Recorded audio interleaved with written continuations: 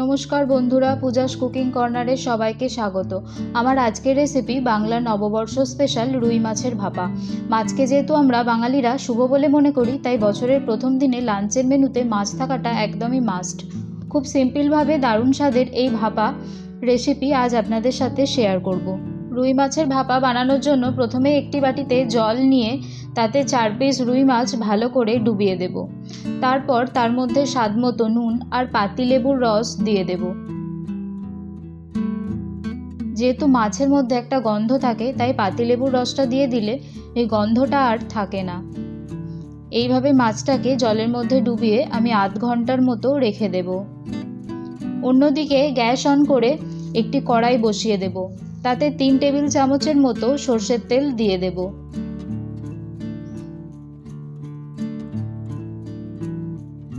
তেলটা একটু গরম হয়ে এলে একটা গোটা পেঁয়াজ কুচি, একটা কাঁচা লঙ্কা কুচি আর অর্ধেকটা টমেটো কুচি দিয়ে স্বাদমতো নুন দিয়ে আর খুব সামান্য পরিমাণ চিনি দিয়ে বেশ কিছুক্ষণ নাড়াচাড়া করে পেঁয়াজটাকে ভালোভাবে ভেজে নেব।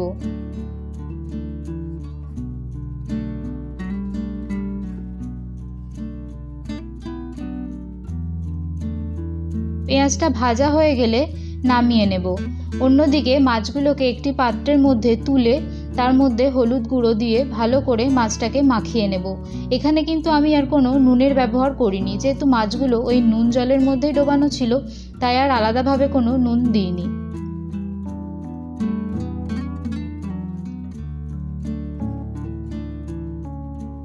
মাছগুলো ভালোভাবে হলুদ মাখানো হয়ে গেলে একটা টিফিন বক্স নিয়ে নেব। টিফিন বক্সের মধ্যে 1 চামচ কালো সর্ষে বাটা, 1 চামচ সাদা সর্ষে বাটা, 1 চামচ পোস্ত বাটা সব একসাথে দিয়ে দেব।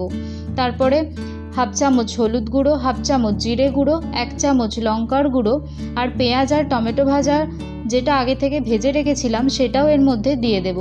এরপর স্বাদ অনুসারে লবণ আর খুব সামান্য পরিমাণ চিনি আর 2 থেকে 3 টেবিল চামচের মতো সর্ষের তেল দিয়ে হাতে করে খুব ভালো করে সব একসাথে মিশিয়ে নেব। এরপর একটা করে মাছ টিফিন বক্সে দিয়ে ভালোভাবে মিশিয়ে নেব। এইভাবে 4 পিস মাছকেই একই রকমভাবে টিফিন বক্সে দিয়ে এর মধ্যে সামান্য পরিমাণ জল দিয়ে দেব। 2টো কাঁচা লঙ্কা চেরা এর মধ্যে দিয়ে আবারও 2 থেকে 3 টেবিল চামচ সর্ষের তেল এর উপর দিয়ে দেব।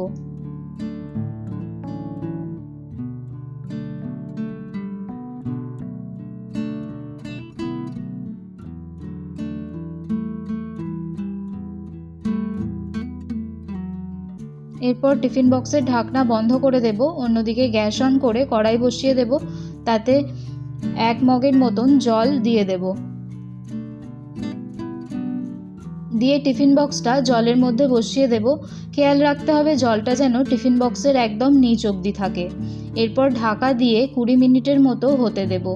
20 মিনিট পর নামিয়ে আমি ঢাকা খুলে দেখাবো। এর স্বাদ যেমন হয়েছিল, গন্ধও তেমন অতুলনীয় ছিল। অসংখ্য ধন্যবাদ ভিডিওটি দেখার জন্য। এরকম আরও নিত্য নতুন রেসিপির আপডেট পেতে আমার ভিডিওটি লাইক করে চ্যানেলটি সাবস্ক্রাইব করে রাখুন। ধন্যবাদ, ভালো থাকবেন, সুস্থ থাকবেন।